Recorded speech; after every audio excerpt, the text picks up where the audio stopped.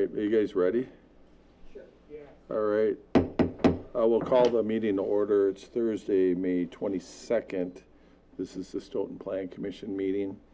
Thank you all for rescheduling this so Brett and I could entertain ourselves at the Set My kickoff dinner last Monday, so we had a good time. We do have a quorum. We are certified in compliance with open meeting laws.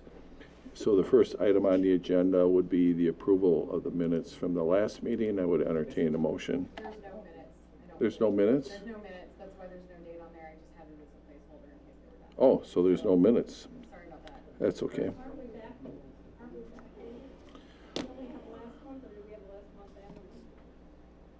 The only one that we have, everything's done except for last month. Okay. All right, so we'll go on to the City Council representative report. And it looks like the only thing was some activity at the May 13th council meeting where Ordinance 16 of 2025 was passed. And that's it. All right. And then citizen comments. Nobody was signed up to speak for our regular citizen comment. Anybody want to speak, Don, or you want to wait until an agenda item comes up? So we'll keep going. So the first item is 1521 East Main Street. So we're looking at a certified survey map. We have an opportunity for a public hearing, which we'll go into. Nobody is signed up for the public hearing, so we'll probably quickly come out of it. And then we have a conditional use permit that's part of that as well. So I'll turn it over to Director Munns Pritchard for the introduction.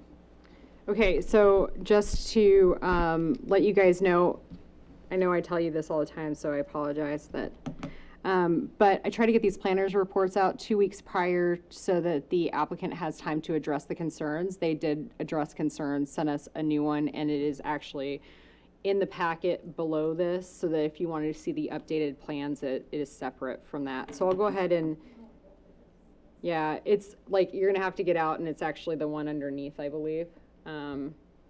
It's 07 Stoughton Car Wash 2025-05-20, I think, yes. So, all right, and it is showing up as put in yesterday, but we actually had it in the backup folder, so just more of an FYI. So this is the property that's located at 1521 East Main Street.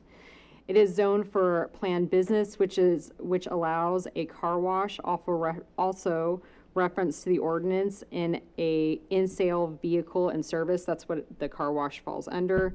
The area currently has 3 stacked lots with only one of the parcels having street frontage.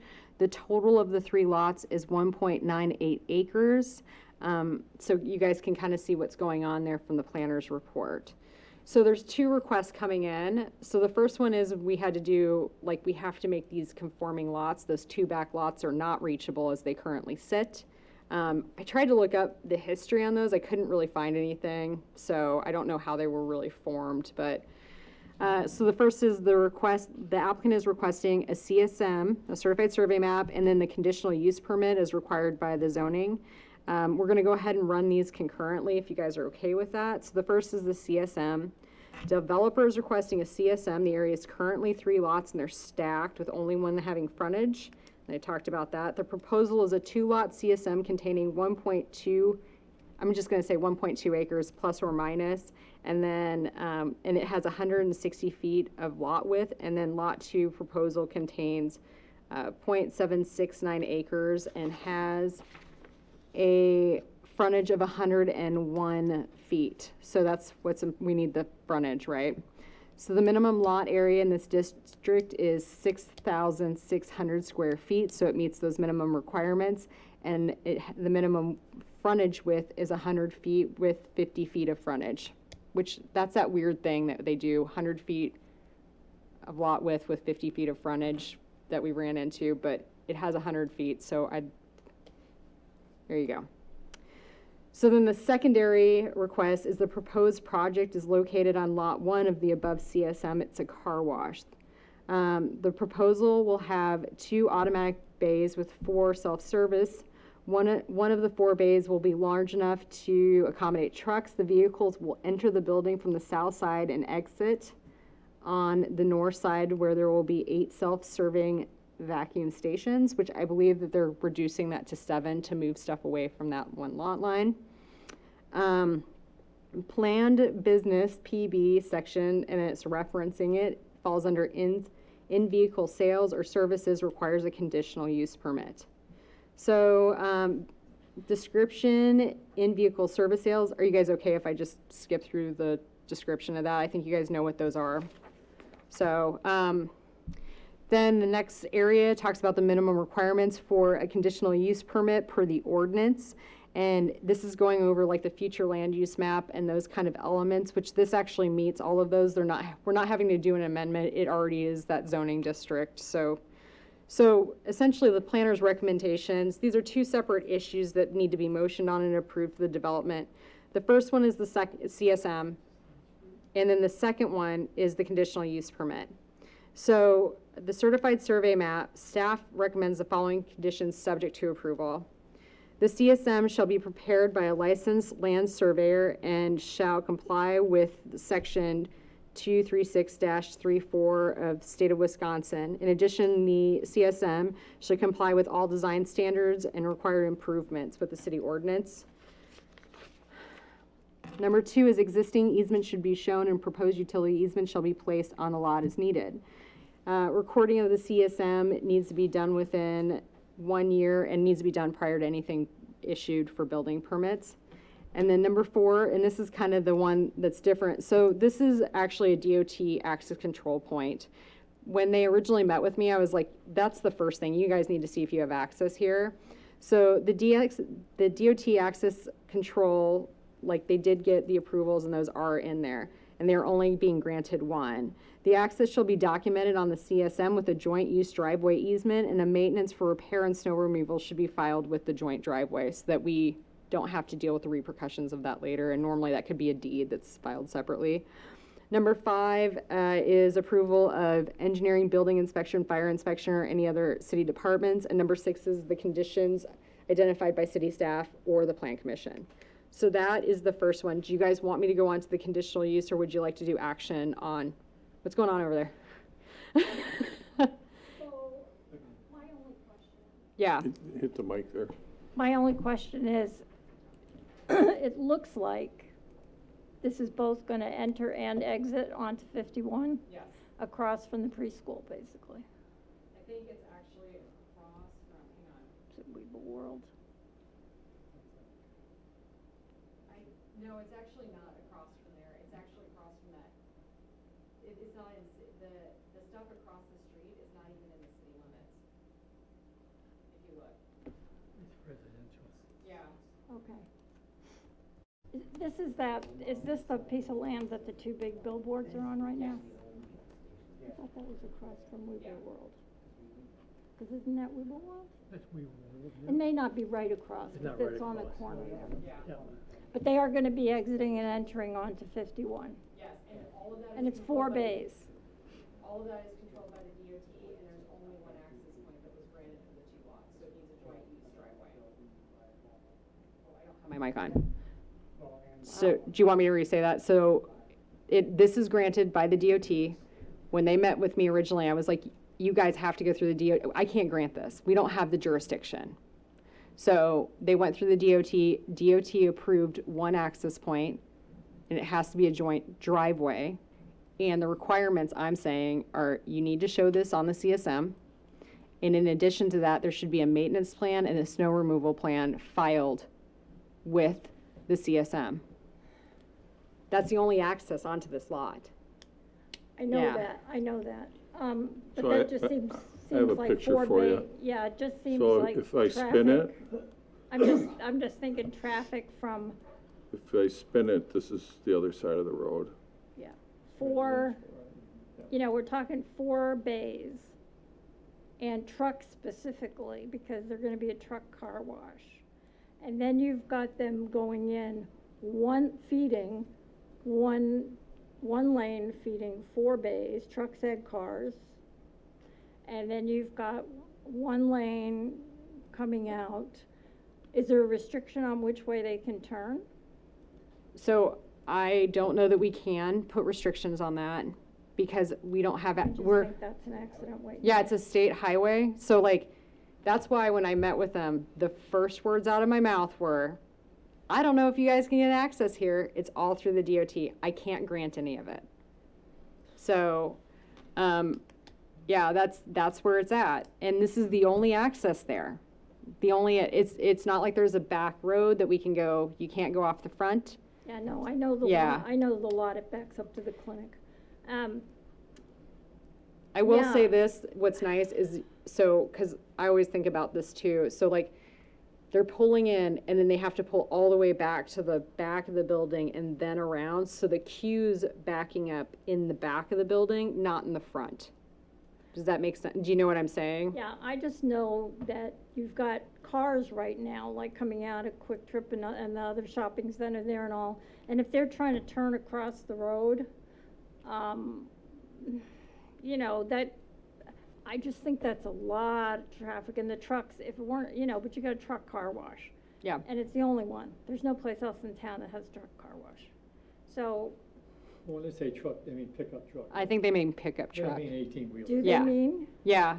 I don't think they can, I mean, the applicants here, we can ask them when I he, don't think they have the turn radius. Why for an would you call it a 18-wheeler. truck car wash then? because I mean, think a it's tall, like, pickup- cause so like I drive a taller car and I always look when I'm pulling into ramps to make sure I can make it The in. clearance. Right, and so I think that's why they're calling it a truck, I just like think not it's a, a lot of yeah.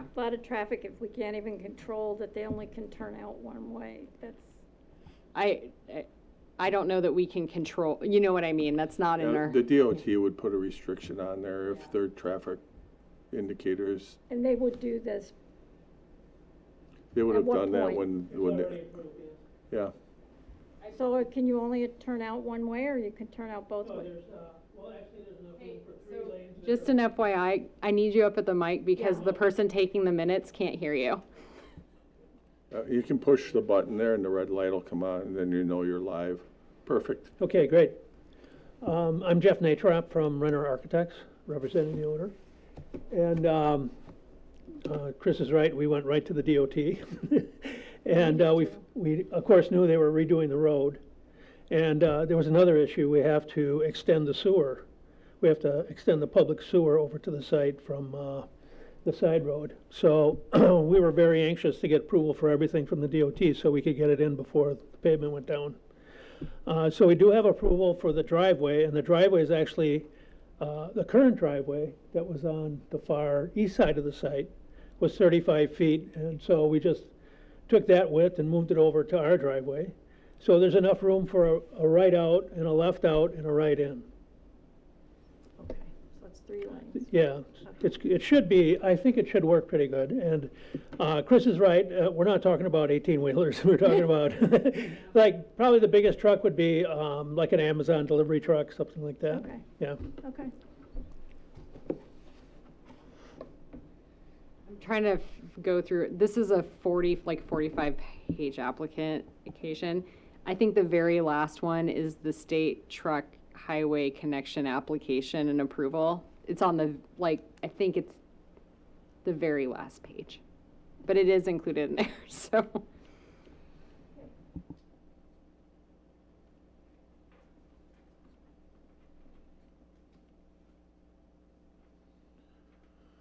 Are there any other questions about the certified survey map? Go ahead. No, so we have to do a public hearing on both. Yes, So- do you guys want to do it one at a time, or do you want to do it all? I think that's, okay, so let's go ahead and address the All right. CSM. So we'll close the meeting and reopen for the public hearing. Nobody signed up to speak. So that puts us back into our regular order of business. Now, were there any additional questions on the certified survey map? So, and I'm guessing this probably falls under the conditional use permit, but I might as well ask it now or ask if this is the appropriate time. So, noise considerations, is that CUP question? Is that CSM question? Because I'm a little concerned and I see the times operational times of the car wash, but I'm just wondering how concerned we should be about the noise of the facility impacting the residential on Chalet Drive. I agree. We should definitely bring that up, but let's do it during the conditional use process. So like the CSM, it's a 2-lot CSM, but yes, I agree. Are you okay with that? Yep. Okay. I've got one then for the CSM portion of it. So the desire to split that into, or combine the 3 lots into the 2, or make them 2 lots, change the orientation, keeping the 100-foot on the second lot, or the 105, or whatever you said it was.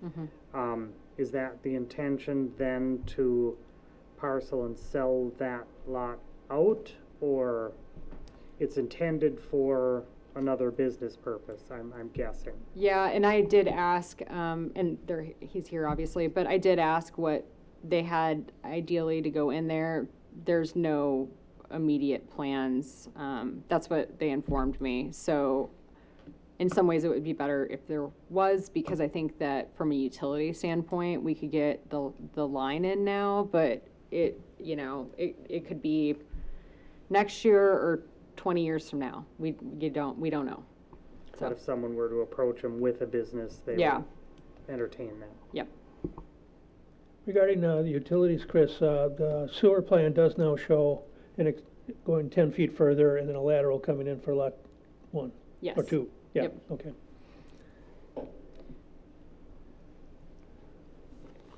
All right, anything else on the certified survey map?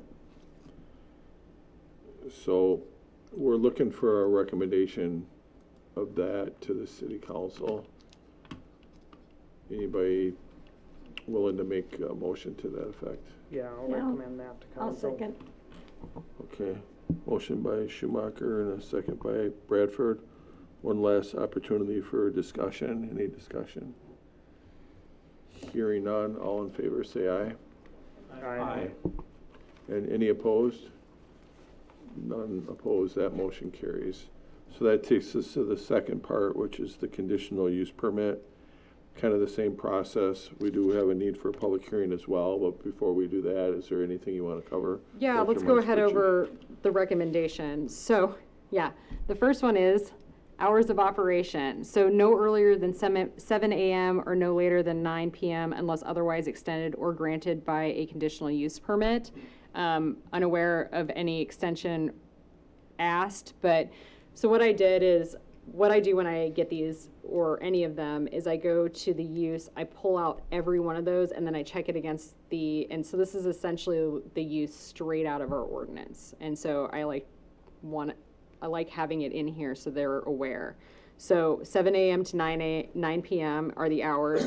The setback of overhead canopies or similar structures shall be a minimum of 10 feet from all right-of-way lines and a minimum of 20 feet from all residential zoned property lines. It shall be a minimum of 5 feet from all other property lines. The total height of any overhead canopy or similar structure shall not exceed 20 feet per the measure of the roof height. I don't believe there's any canopy proposed. However, if one's installed over the vacuum station or other locations, these need to be met. So I'm unaware of like a canopy over, like what you would see at like a Quick Trip gas station when you're pumping.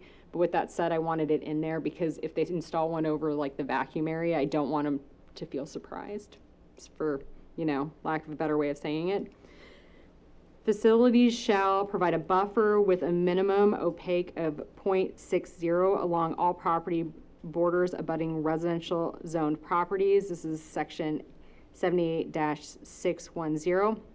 It looks like only 0.2 was provided. Additionally, a minimum landscaping surface ratio is 30%. This is roughly 10,000 square feet of the site must be preserved as permanent protection landscape area. So when I sent this to the gentleman, this is one of the changes they made, and so they actually shifted it so that they can meet the berm requirements of the 20 feet along the residential. So Interior curbs shall be used to separate driving areas from the exterior fixtures such as fuel pumps, vacuums, menu boards, canopy supports, and landscaped islands. Said curbs shall be a minimum of 6 inches high and be of non-mountable design. No curb protection on existing exterior fixtures shall be located closer than 25 feet to the property line. Each drive-up lane shall have a minimum stacking length of 100 feet behind the pass-through window. And so like where the kiosk is, we want to make sure it's not backing up into the street. So that's why I know that it's odd the way that it's written. It's written as though it's like, you know, a drive-through, but I think it still applies because we're going to have stacking here. So Yeah, it's more for like a restaurant. yeah, so like think of, I know this is, you know, you think about when you go to a Starbucks and the line is so bad that it's out into the street and it's blocking traffic. We don't want that to happen. And I think this is an area that's important to show that they can meet stacking requirements. So, yeah, so pay station and 40 feet beyond past the window. Number 7 is number 6, sorry. The requirement may be adjusted by the plan through a conditional use process. Sorry about that, I missed the last part, but if you guys want to extend it at all, I think having the stacking in the rear and then around is what we need in those areas. The DOT controls the access control in this location. The access shall be documented on the CSM with a joint driveway easement. A maintenance plan for repairs and snow removal should be filed for the joint driveway. Again, we want this taken care of ahead of time, right? So it's all documented. Approval by the engineering, building inspector, fire inspector, and any other city departments, any other conditions identified by city staff or the plan commission. And then I have some of the numbers for the landscaping, just so that they're available for them. Any questions on any of that before we go into public hearing? Go ahead. Just a question, is there a sidewalk? DOT is installing a sidewalk. Yeah, They are. Yeah. Any other questions? All right, so we'll close the regular meeting and open it up for the public hearing. Once again, nobody's here to speak, so we'll reopen for our business. Any other questions on the conditional use permit? CUP part? Yep. yeah. I noticed on Google Maps, this is about 200 foot from Weeble World, maybe 100 foot. Did anything ever come from that effort, the grassroots effort, to restrict operations that might be like this? Though at one point they submitted and then they withdrew their request. Okay, Yeah, so there's nothing that is current. okay, all right. Interesting, okay, very good. And we didn't hear from them. Their efforts were more so about surrounding like fueling stations, I think were their bigger remember issue with it. Part of their complaint, if you will, though, was cars Stacking idling traffic, and right. putting, CO2 into the air, and Right, you're gonna have that with a car wash, obviously, too, so. true, but I mean, that isn't any, well, it isn't any different than sitting at a stoplight, Yeah. so, Oh, I personally Yeah. wouldn't disagree with you. Right. Any other questions? Yeah. Well, yeah, although, now looking at the site plan, it looks like there is some buffer and it is set away, but still, I don't know what the exact distance is between any of those residences on Chalet Drive. I'm just kind of wondering about the impact noise-wise, even though, they're not going to be open at like 11 p.m. or 24 hours a day, but and there is that facility that was the banquet place or something like that, and then it's like a church, church, and a hotel, and I think that's where the residents with the adjacent is coming into play, and we're requiring them to have the berming on that side because, I mean, it is a residence. It's a weird, you're right. I don't know.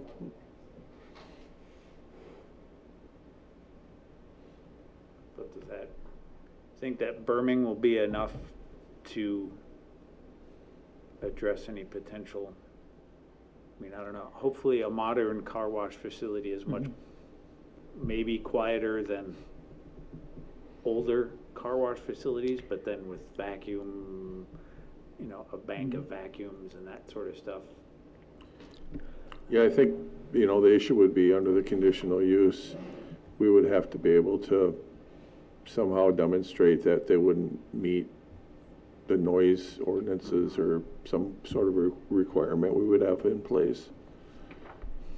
So if you want, we can, because they're gonna have to meet the noise ordinance per ordinance, but I can add one of the conditions on there as referencing that as well, like something about like, I don't know the noise ordinance off the top of my head, I'm sorry.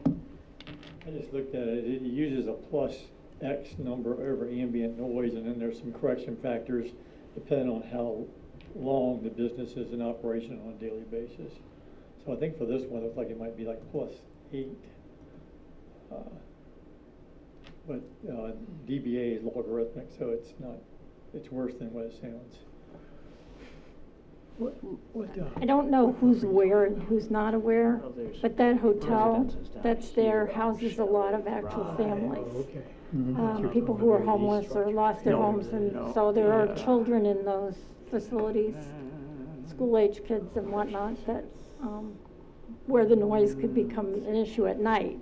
Not so much in the morning, they're up pretty little bit at night it could be. Well, I was concerned about the noise also, and so we did have a long discussion about it, and the equipment supplier thinks that, oh, by the way, we're gonna reduce the vacuums down to 5, so that'll reduce a lot of noise right away, because the noise in a car wash comes from the blowers and the vacuums. This style of car wash isn't gonna have heavy-duty blowers, so I don't think the blowers are gonna be a concern at all. And the vacuums are out on Highway 51. I think the equipment contractor thought, or the supplier thought that we would more than satisfy the noise ordinance. That was one of the questions that came up when they were Yeah. meeting with us. I was like, you need those vacuums as far away from like, you know, neighbors. And so putting them in front next to where we have semis driving, I'm guessing the semis are gonna be louder. But I would, if you guys are concerned, it would be nice. I know it's in our ordinance, right? And we can enforce it, but referencing section 78-709 just reiterates that. So like, if we're having problems, I can say like, look, it was even referenced in the conditional use. Like, even though it is our standard, we can still see it. So I'm asking that in addition to the requirements, that we also add that as well. All right, any other thoughts or comments? Commissioner Mayeski. Definitely can hear it. I was wondering, you know, you're talking about a 7 to 9 o'clock operating hours. And I'm thinking of the light pollution, especially on the residential side of the lot. I know that most businesses want to have lighting 24/7s for security reasons and whatsoever. And I think some of it's, we usually have, I know we have an ordinance that says we have to have so many looms cannot escape the property line, whatever. But when they're up against residential areas, I have more concern. Yeah. And I'm wondering if there is any plans for a better buffer? So that's a good question, actually, because I had it come up in a different community that the other board, the planning board I sit on, because ours isn't, our ordinance isn't very well written, but I believe that they can't, so like essentially what it is headlight, what they're looking at a lot of times with the buffers against, so like as the car's pulling up, we don't want headlights beaming into these poor people's living rooms. Like that's what we're gonna look at. So essentially, it shouldn't be opaque, like at all. It should be blocking all of that light. I'm trying to remember the exact, let's see. I think of situations like, and I won't say the name of a gas station on Main Street that is up against, backs right up to residential, Yeah. and they have lighting that you could play baseball underneath. And I'm sure that it is not pleasant for those residents that are abutting it. So right now, and it's literally right above the noise one, so that's why I have it up. It says, the purpose of this section is to regulate the spillover of light and glare on operations of motor vehicles, pedestrians, and land use near a light source in order to promote traffic safety and to prevent creating a nuisance. And I will say this is the first city I've worked in that we actually have a light reader, which is nice. So it's not like just us guessing. See, plans, the orient of the fixture. In no instance shall the exterior lighting fixture be oriented so that the light elements or a clear shield is visible from a property located within a residential zoning district. The use of the shield illuminated and carefully fixed place is encouraged so as to facilitate compliance with this regulation. Intensity of illumination, in no instance shall the amount of illumination abut to exterior lights as measured, pardon me, as a property line exceed 0.5 foot candles above the ambient light conditions as a cloudless night. Location, light fixtures shall not be located within required buffer zones. And it says fixture height, the max fixture height and then it reads off, district shall be 16 feet. So it can't be higher than that. And then in like industrial areas, it's 25. Flashing, flickering, and other distracting lights. Flashing, flickering, and other distracting lights may distract motors and is prohibited. That's funny because we were just talking about that. Minimum lighting standards, all areas designed on required site plan of vehicle parking, loading, circulation, and use for any such purpose, such as sunset, shall provide artificial illumination in areas as a minimum intensity of 0.4 foot candles. So, and then, yeah. So is that something that would fall under the site plan? Yeah, it would. And then we've gotten complaints, and then I've had Nick or one of the officers on take the reader and then go out and do readings to make sure that they're meeting requirements. So I did submit a foot candle plan. I think it's in the packet, Yeah, yes. okay.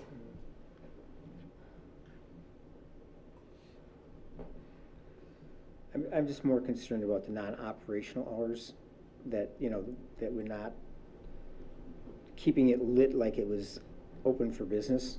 Yeah, I mean, maybe requiring only, you know, and I'm looking at what would work for you guys, but only lights like on buildings, because really that's the only place that they need the You want lights. some security, but. Yeah, Right. but the rest of it doesn't need to be lit up. So maybe putting something, I'll put something in here too about under the hours of operation, adding something about minimal lighting during off hours as under number 1. So we'd turn off the pole lights and leave the wall packs on? Yeah. I mean, that'll help to Imagine. discourage people from, It's Right. probably all programmable as Yeah. anymore. Oh, sure. Yeah. Yep. All right, any others? No, thank you. Yep, thank you. so number 1, I would have operation hours and then what it says with granting, and then something minimum lighting after hours of operation shall be maintained. So only on building. I don't know if we want to say it just like that, because they could Yeah, have them I on think you wanna building have and some then. flexibility, but with. I So I'll don't just know. like minimum hours of operation or something like that, like when it's not open, which is good, because then it'll discourage people from pulling in there, so. Yeah, I mean, they might, how late are the vacuums open, did you say? 7 to 9. Yeah, Yeah. yeah.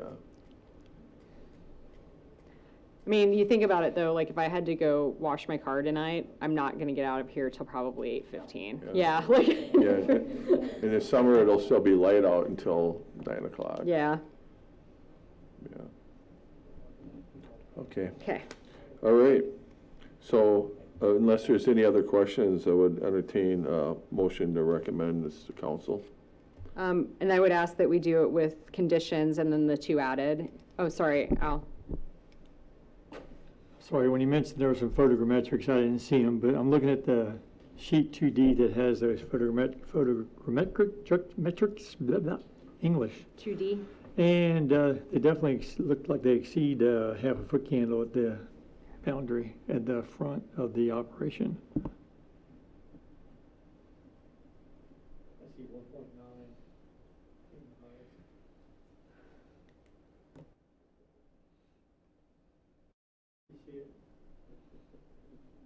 No, but that doesn't mean it's not on here, so. Yeah, if you look at sheet 2D. So 2D on this one is, oh, there it is.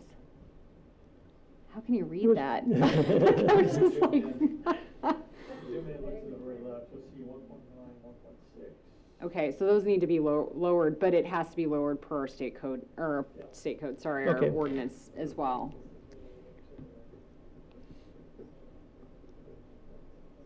And I don't know originally if, when we got these plans, I can't remember if they had landscaping on them or not. Yeah. They did, okay, because I was like, I just figured it separately and it has, Mhm. you know, so, There's a separate landscape plan yeah. with the points on it. All right, anything else? Okay, so we would entertain a motion with the changes.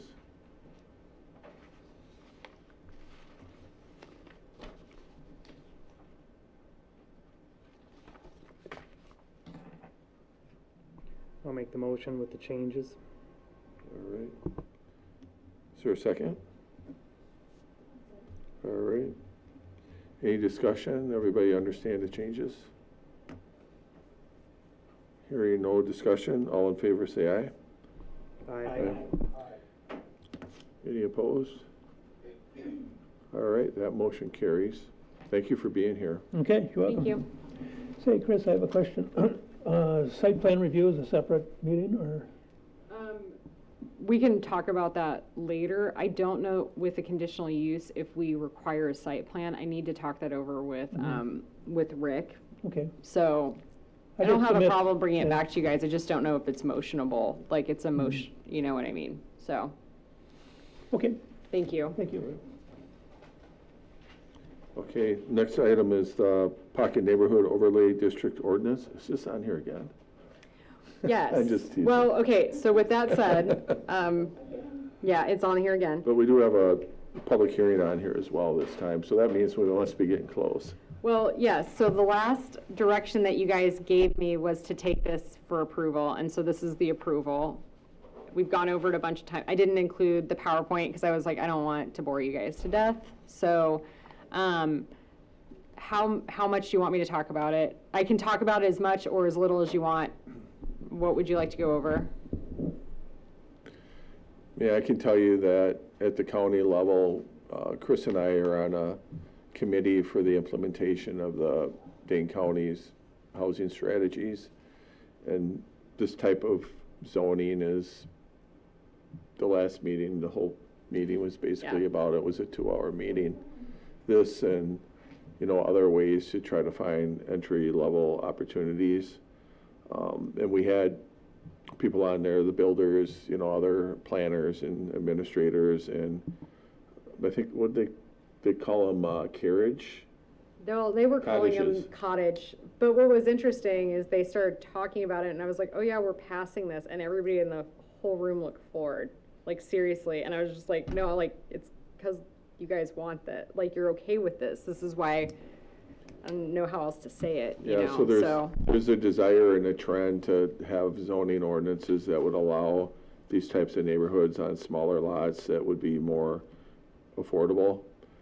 You know, the big question is will it be a builder or a developer willing to do them unless it's like on a land trust or habitat or whatever, because most of the builders right now want to build something larger than, 1,000 square feet.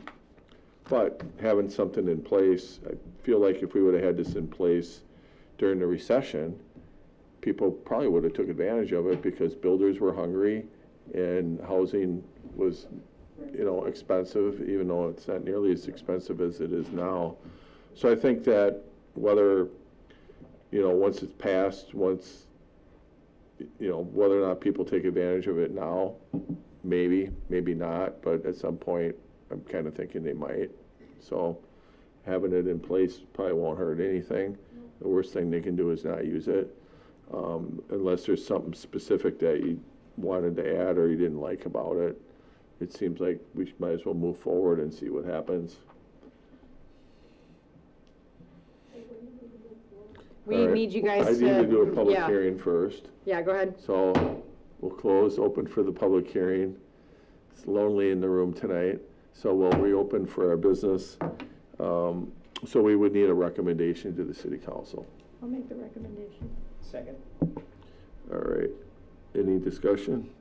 Say, my only comment on them is, and it's only just my personal opinion on these, is that I hope that these don't become like isolated within themselves and that they just don't silo themselves off instead of what our intention is to integrate it all into the community, that they become, a literal pocket within themselves.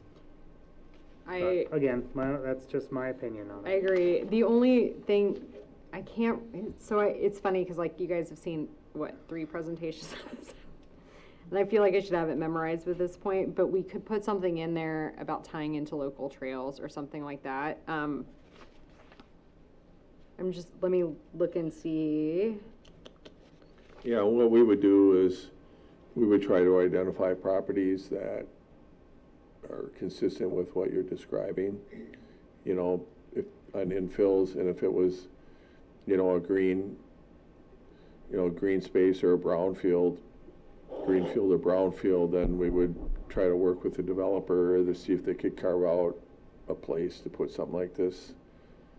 Maybe not. It really just depends on the situation, and the challenge for a greenfield will be, the rising costs of lots. That's a big challenge right now everywhere.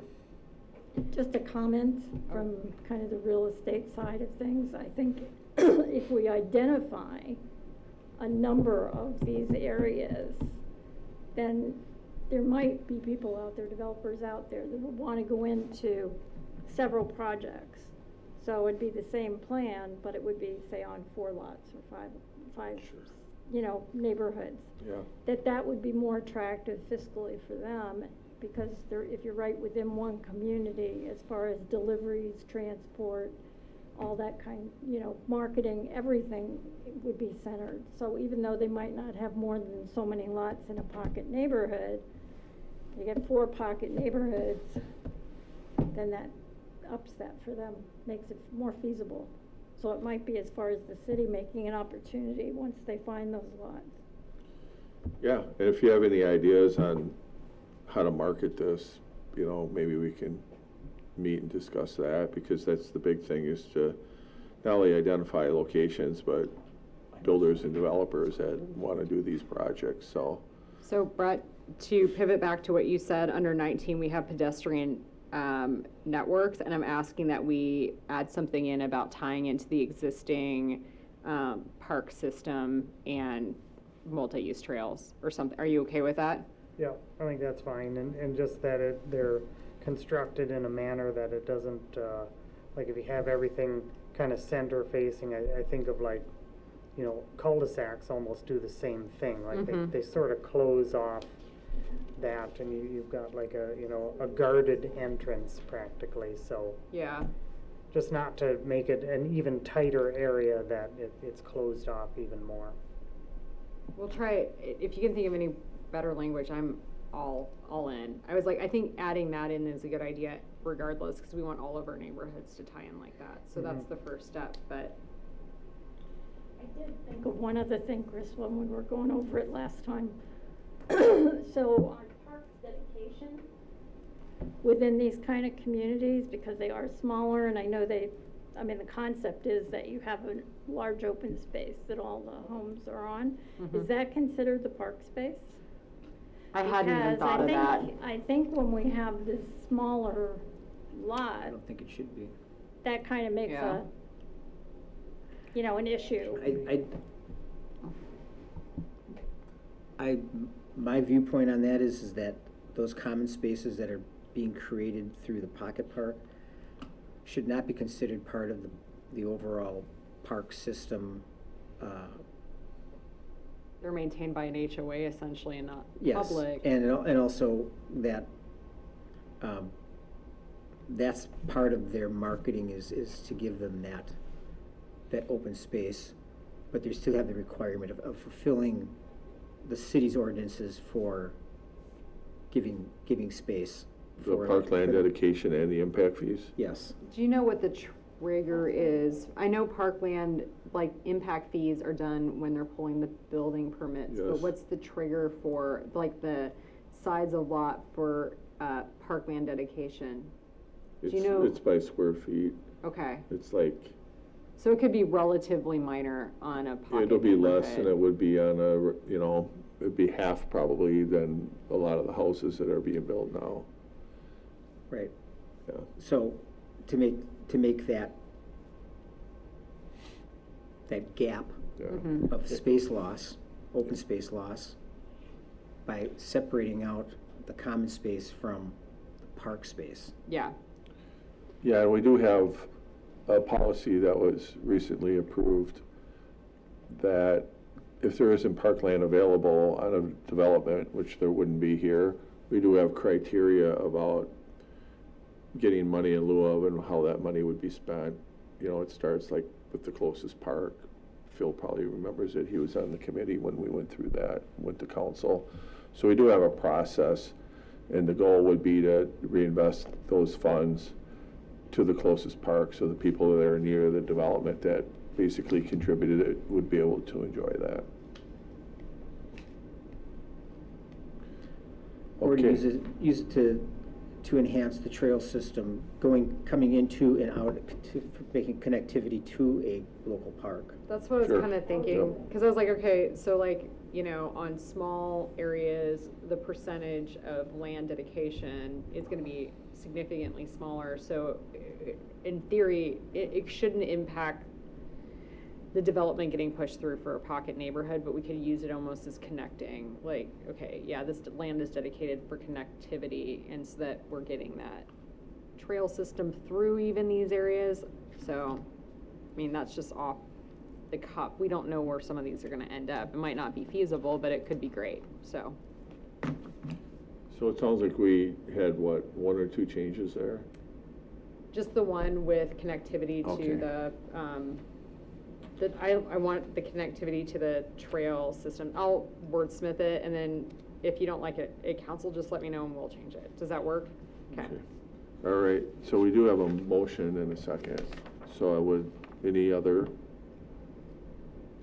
All in favor, say aye. Aye.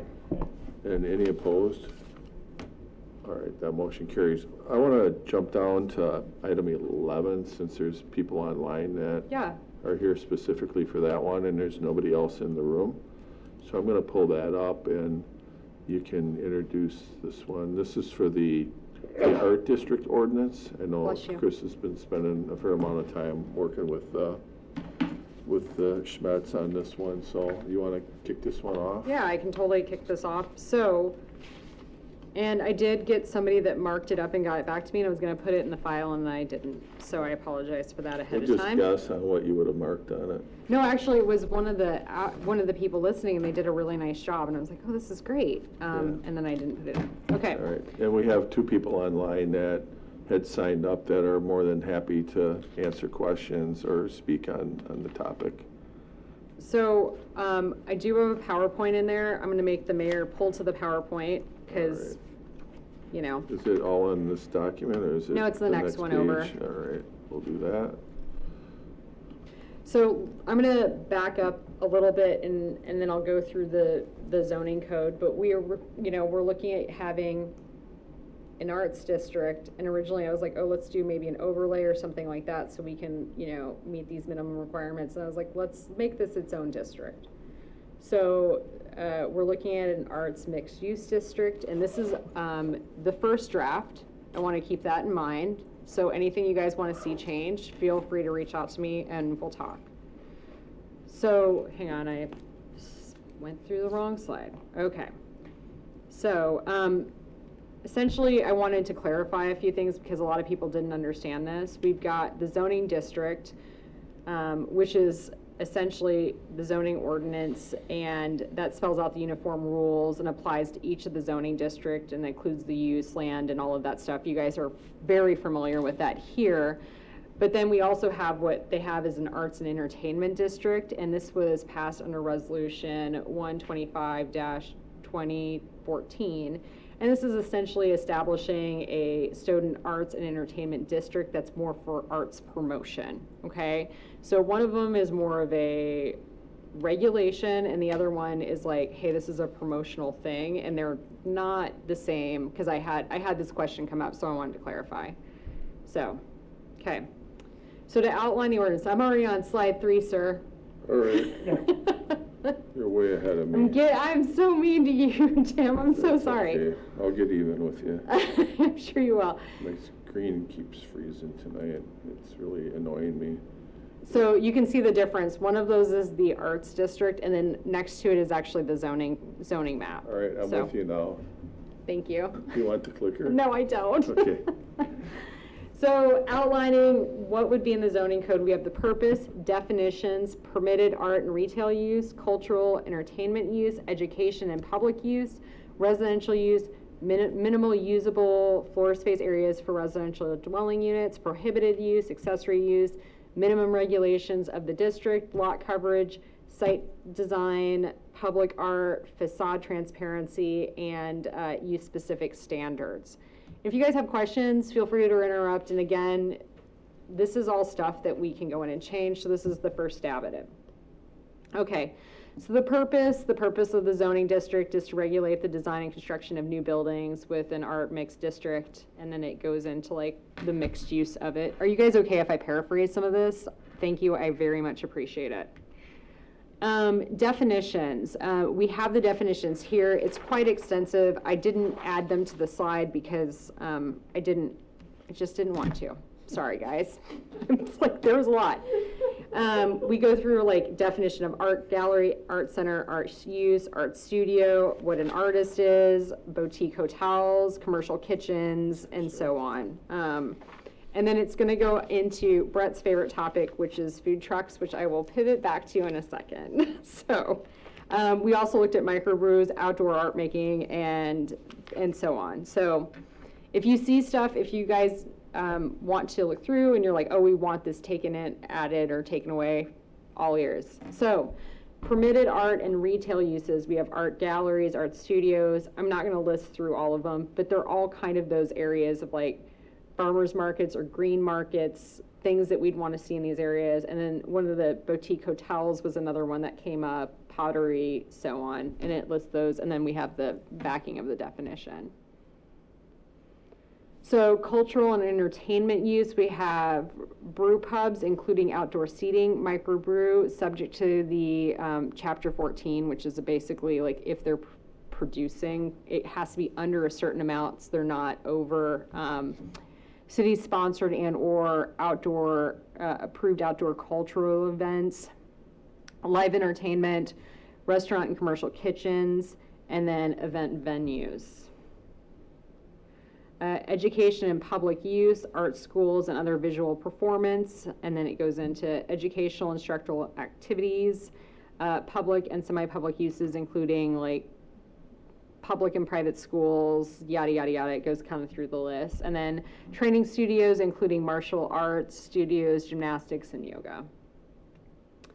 Okay, the residential uses, so what I was finding when I was looking at a couple of the different ordinances was live-work units subject to the following requirements. And more why I'm reading through these are kind of the ones that are different than what we would see in other districts so that, you guys kind of get an idea. The residential portion of the live-work unit shall contain sleeping areas, cooking facilities, and sanitary facilities. The non-residential portion of the live-work unit shall be limited to 2 employees per shift, including the person living in the unit that is associated with the business. We can pull that out. I don't know how I would prove that. It could be problematic, but again, these are just like, this is the first stab. The non-residential spaces must be occupied by the tenant of the residential space, and no portion of the live-work unit may be rented or sold separately. The minimum floor area of a live-work unit shall be 500 square feet. Minimum of 50% of the unit must be for non-residential purposes. Each unit must contain a minimum floor residence of 250 square feet. Sanitary facilities may be considered residence or non-residential. So 1 off-street parking is required per live-work unit. The maximum number of dwelling units in a single building shall not be limited. So I don't like the way this is written, and I think this is one that somebody pointed out, that it shall not exceed 35 dwelling units, but it kind of doesn't read like that. And the parking required for such uses shall be 1 space per each dwelling unit. Ground level frontage of all public streets, sidewalks, or alleys shall be non-residential use. A minimum of 50% of the ground level must be activities non-residential use. The area may be used for retail, commercial, as well as areas dedicated for producing of industrial uses. Storage and parking are not considered activity uses. The first 25 feet of the ground floor measured from the front of the building shall be non-residential. We're seeing this is exactly from our downtown ordinance. It's a little bit more clear, let's put it that way, but we're looking at, essentially that's what would be extending into these areas, right? Is that kind of that flow down, if you can think of the space. Okay, so minimum usable floor area for residential units. This is basically all from our previous ordinances. Talks about what the definition of floor area is, and dwelling units shall be designed to meet the minimum space use and location of this it references the chapter, with the exception of habitable rooms having at least 1 window directly facing the outdoors. This is actually not a state standard. It just has to have 2 exits. I'd like to have the idea of having at least 1 window that faces an outdoor area. And you're suggesting that would have to do it through the zoning because the state building codes don't require it? Yep. Okay. So prohibited uses are things like drive-throughs, outdoor storage of material or processing fabric or repair work. That exemption from work performed with hand tool. The exception, I'm really on it today. I apologize, guys. Use of any structure primarily for storage, meaning no more than 25% of the total interior space. So in other words, it's not going to be many. All of a sudden, we've got many warehouses, and they're like, so it has to be only a certain percentage. Car wash, gas station, motor vehicle repair, tire, any use that involves the outdoor storage of materials or products. The products of like noise, dust, heat, so stuff that should probably be in an industrial zone district. Single-family detached units or duplexes, twin homes are prohibited. We're trying to move, these areas are going to be like more for commercial and higher density residential. Any other use that is not express, permitted, or conditional. Any use that is not expressly permitted or conditional permitted. Okay. Accessory uses, kilns, outdoor display of artwork, during work hours, power tools that are used by hand and encouraged. The use of small power tools is allowed, all power tools, and it kind of goes into that as well. Food trucks in designated food court only, the subject to the developer standards in this section.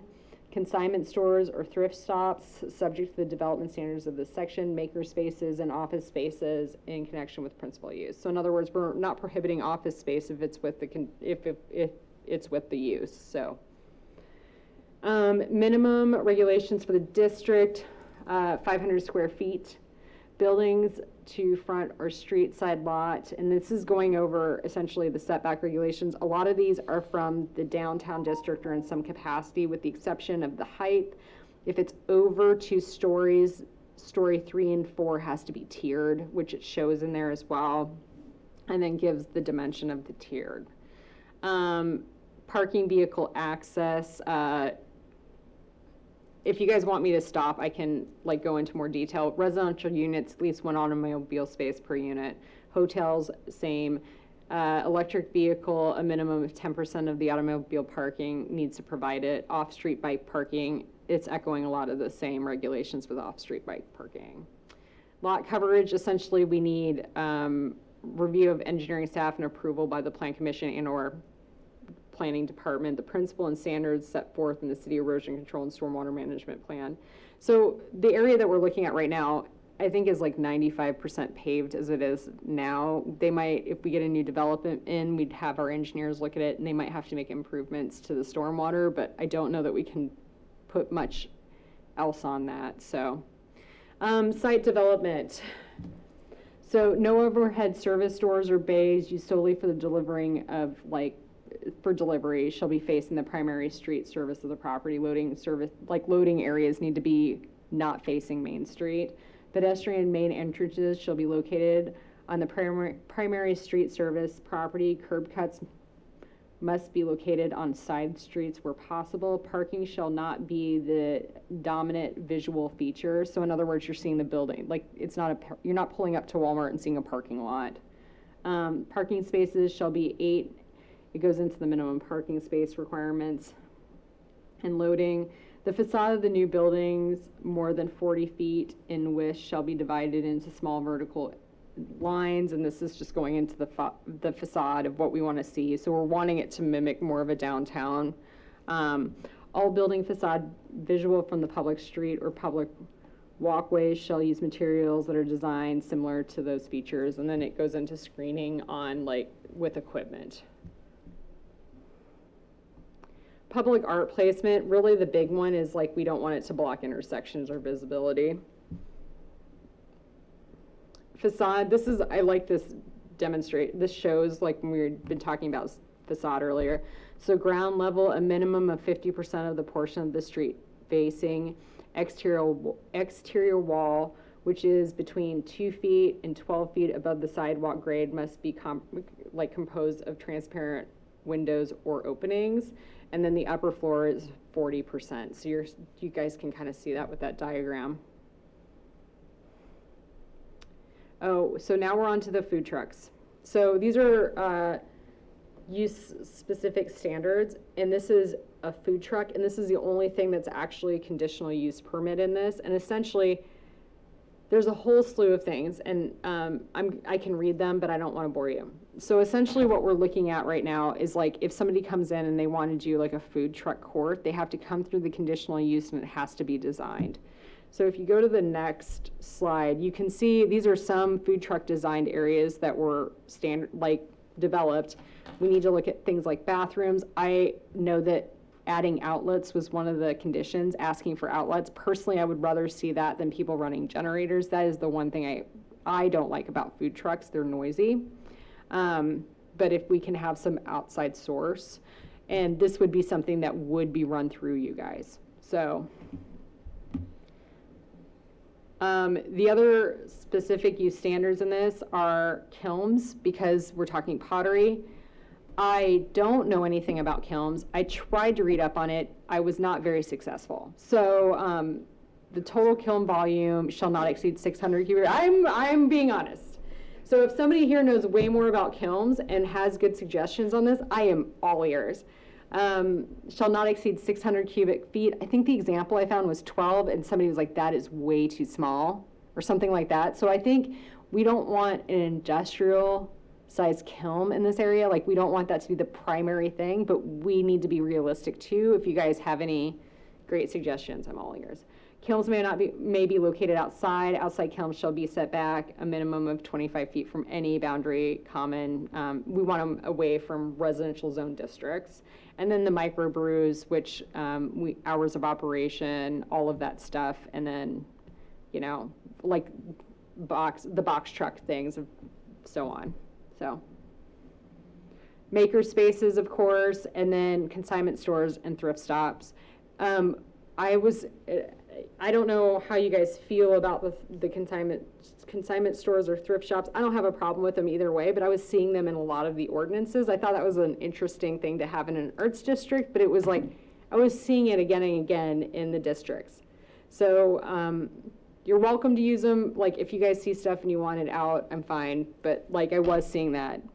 Or if we want it better regulated, that's too. Like, if we want to have exactly what that means. So, okay, so understanding the COA in this area, because this comes out of a question that Brett had. So, okay, we're going to go to the next slide. So, the historical downtown district. So this was passed under 0-13-0 or 2023. And the local historic district has the boundaries shown on the map attached as Exhibit A. So this is directly from the ordinance. So that's the boundary. That is the historical district that was passed in the ordinance. So I want to make that very clear. And I also did call Rick about this one, so just more of an FYI. So when we go to the next slide, where we're looking at for the potential art district, everybody can kind of see this, right? Like, know where this is. So like, you're going to go down the hill, and then like Grand Inspired is down there, and so is Able, and then the Depot. That's kind of the area we're looking at, and it is nice that it sits in a bowl area for other reasons. So potential location of the arts zoning district. Okay, so on the next slide, you can see the red is the historic downtown district, so that's the red line right there. Blue is local landmarks, so those are designated landmarks. When we're looking down the street, you can see the buildings that require a COA per O-13-2023 local landmarks district. And then next door to that, COA not required and is not in the historic local landmarks downtown. So they don't need COAs, but the ones next to it do. And this gets even more complicated. So, next slide. When the historic downtown district was established and adopted, it did not follow property lines. So per 0-13-2023, the landmarks has recommended the design that overlay, and this is what was passed. So areas inside the designated local landmarks district need a COA, and if the work's being done outside the boundary, it does not need a COA. So do you guys see that? So that's fun. So like, in other words, if the stuff is going on in the back of the building, I don't know that we can require them to do a COA, because that's not how the ordinance was passed. But if it's in the front of the building, so like if the whatever bar, which is in the local landmarks district, was doing work, it has to have a COA.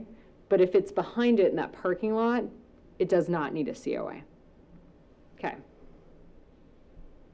And then, of course, individual local landmarks need a COA as well. So that's outside of this district. So, for example, both of the depots down there are in the local, like, they're designated landmarks, and therefore they need a COA. Okay. All right. So, I know that we had people signed up to talk. This is a lot to digest. If you guys think of stuff outside of this room and want to follow up with me, I am all ears. But with that, I'm going to turn it back to the mayor. All right, thank you for that. And then looks like Chris is Ghosh is on the call. Is there anything you want to add, Chris, or any suggestions? Or I imagine you've been looking at this.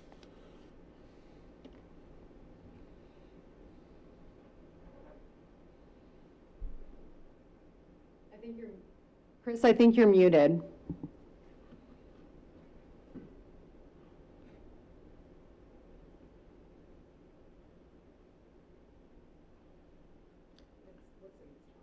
Yeah, it's not working.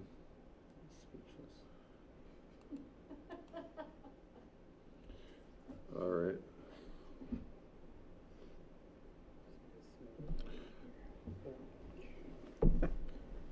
Let me just check in the room. Jordan, are you able to communicate with us?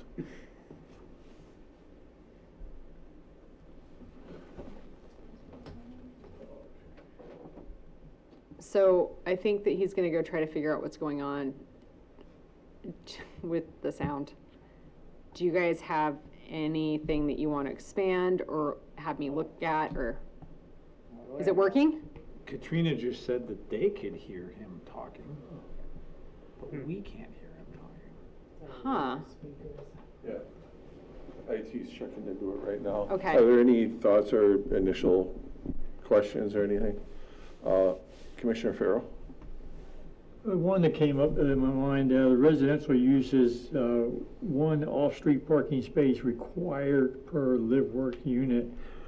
And obviously that's contrary to the downtown area. I'm wondering, would that cause a concern or heartburn with the people? So we can craft that language a little differently if we want to, and then I do want to talk about it, but it's not noticed, and I don't know that we can talk about it, but I've been working on the central business zoning district because it's out of compliance. You guys are all aware. I think if we have existing buildings with units, I don't know that we can require parking for those because otherwise they won't get redeveloped, right? But I think if we have like a blank space in some of these areas and they're going in and creating residential units, I think at that point we can probably require parking. And I mean it like, when I say probably require parking, I mean like I think we should look at amending our ordinance to the downtown district, and I happen to be applying it here first.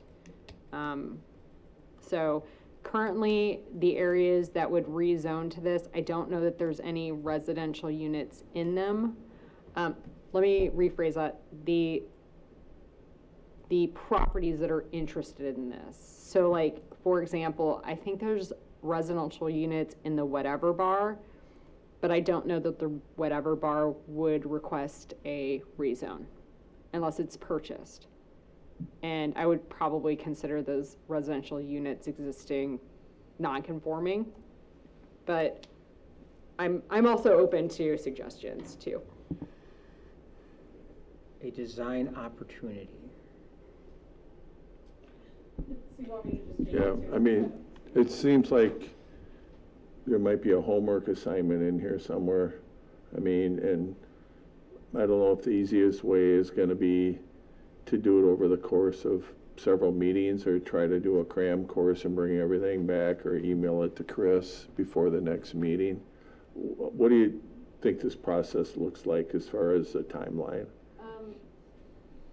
Yeah, and it's too bad Chris can't talk yet. I know Jordan, our IT person, is looking into it, but I could craft language because I've already been working on it for the central business district, quite frankly. So I could use some of that crafted language and echo it in here, because if it's an existing building, and it's being maybe like, let's pretend that one of the old hotels is in this area, right? That's existing, and would be prime for residential on second and third floor, which it's not, but you know what I'm getting at.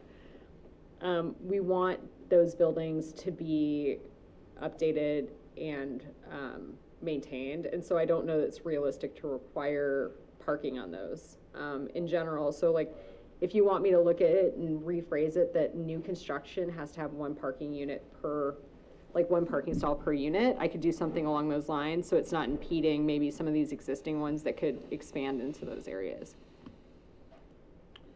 All right, Chris or Katrina or Jordan, you want to try it now? I'll try. Can you hear me? Yes. Yes. Okay.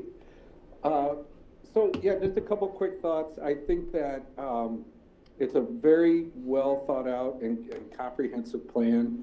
I think that it addresses a lot of the, what can we say, inconsistencies, or maybe some sideways thoughts from previous zoning, not necessarily in Stoughton, but I think sort of nationwide.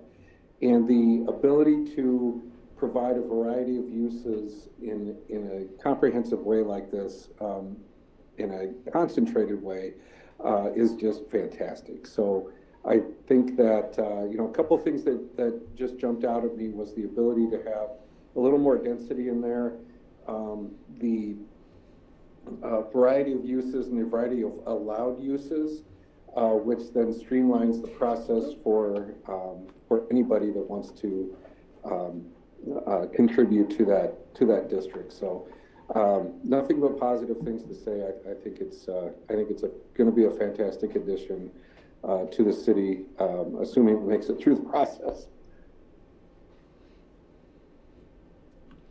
And if I could just add one more thing. So I've done a variety of live work products over the last 5 years, and one thing that I found, and I really like how Chris has set this up for the live work units. And one thing I found is that the people that quote get it, they get it immediately, and it's just a fantastic opportunity for people utilizing those spaces for huge variety of uses. The people that don't really understand it, they still come back and want to be a part of it.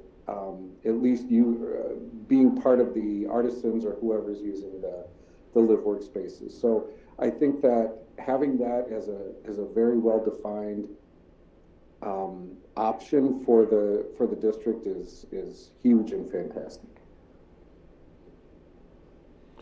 All right, and we would certainly welcome any written comments that you have, the presentations in the packet. So if you see anything that sticks out, you can shoot Chris an email and at least get clarification if nothing else. Okay. All right, anything from alders or commissioners? I'm curious for, I know that this is just a first draft on here, what's a perceived timeline for being able to implement some of these things? And I've seen the Schmetz vision for what they plan to do, but that one seems to be a little bit more idealized versus like rubber hits the road here. What could we get more like specific thoughts for like tangible targets that would be within this area? Yes, so there are two trains of thought on this, and I'm gonna shift back. So the first one is that we're working on the comp plan, and I think putting that in the future land use map where you guys see this district moving to is really important, so that some of the properties in this area, if they choose to rezone to it, have that option, right? With the exception of the Schmidt Foundation and maybe one or two of those existing buildings that definitely already fall in this category, like Able and Grand Inspired, I could see those coming in and being rezoned. I mean, I would talk to the landowners. I'm not talking about just rezoning them without their permission, but so we would get a small corridor started, and then with the future land use map, I'm hoping that there's areas that it expands to. The other part of this too is that it really does, I want it to line up with the downtown district as well. So, that's also a potential of it moving a couple different directions in there. But really it's going to come down to a couple of things. The first one's what already fits in there. I know there's a couple of businesses that fit in there, and I think we need to look at rezoning those. And I mean, talking to, not just rezoning them, talking to the owners and then rezoning them. I want to make that abundantly clear. And then from there, incorporating any of the properties that the Schmidt Foundation is purchased or in the works of purchasing. Like, we want to make sure we're not just rezoning stuff without those owners' permission. So does that answer your question, or did I not? I mean, more so just in like you know, I know that we're gonna put this into comp plan, and that's fine. But I guess I'm, you know, I know that they're gonna get to work on the depot as soon as they get, a hold of that Yeah. building. And then I guess it's just understanding a little bit of their machinations of what they're doing, like to get some other properties and that, and just to see like, what are they thinking about? Is this like 1 year that they think to get acquiring another building, or 5 years, or? Chris, are you on? Can you answer that? Because that's a good question. I know that they've been in the works with several Mhm. different building owners down there, but I don't know where they set, and you know what I Not that I feel need to be weird. in their business and need to know, you know, Yeah. okay, if it's gonna be, you know, it's gotta be done in 18 months or something like that, but just like a general concept so that people can start to, incorporate their vision as well. So, yeah, that's a great question, and I can say that over the past 18 months or so, there's been slow but steady progress made on several different parcels. Through that process, there's been one, probably two now that have just been outright rejections after some initial interest. There's still, you know, we're still working with 3 different property owners down in that area right now. Unfortunately, there are a number of title issues that need to be cleared up that take time. There's some probate that's in the process of being cleared up. There's some DOT issues that I think we got cleared up on at least one property. It's not very clean down there, and nor did we necessarily expect it to be after 140 years or 150 years of history and use. But it does take a little bit of time to clean all that up legally so that these transfers can take place. So I would say that my ability to bug people without getting a restraining order is probably pushed to the limit, and I'm dialing back just a little bit, but still maintaining pressure on everybody to make these moves and transactions happen. Okay, that's helpful. It just gives, you know, we know it's a long process, and we know that a lot of these are kind of messy properties as far as like the legal paperwork and that goes with them, so. Yeah, and frankly, you know, I was ready to break ground last July, and so I'm probably I'm just impatient by nature. So I'm pushing this. I know that we've got full support of the foundation to you know, continue pursuing these. It's the vision of the foundation, and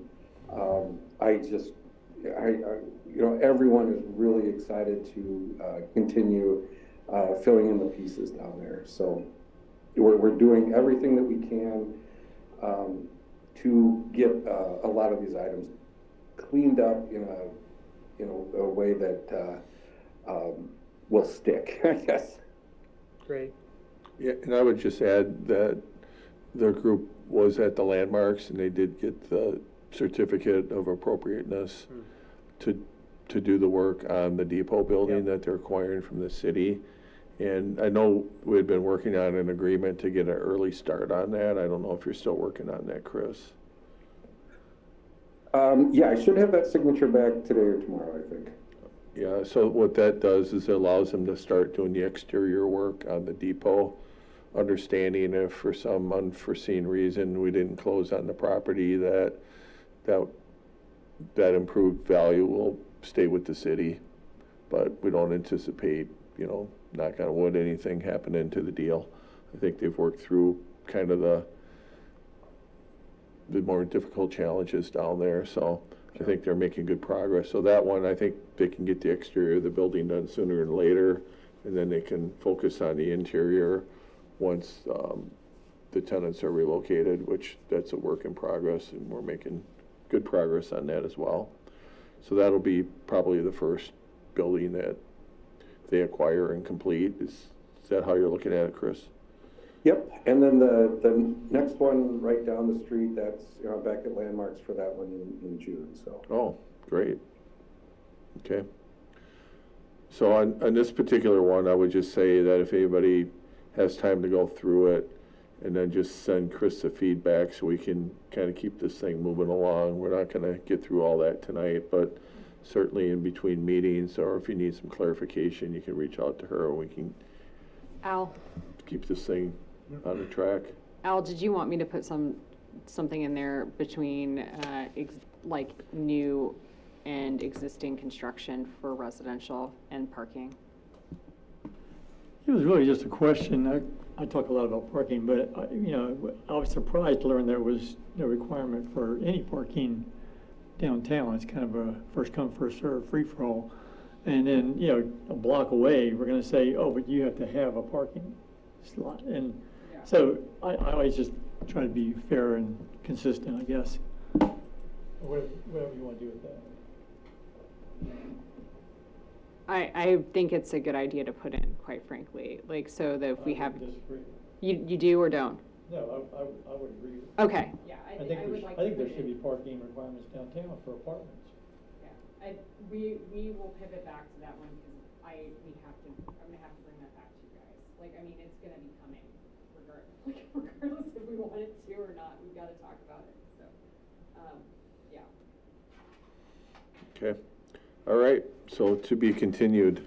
I'm going to bounce to item number 10. It seems like this one should go fairly quickly, but we'll see. This is the city becoming a delegated municipality, and maybe you can just kind of tell us what that means. Yeah, so essentially us becoming a delegated municipality, and the ordinance is not with this, but I want you guys to know about it, and I think maybe, I don't know that legally we have to have a recommendation, but I think it's just a good idea.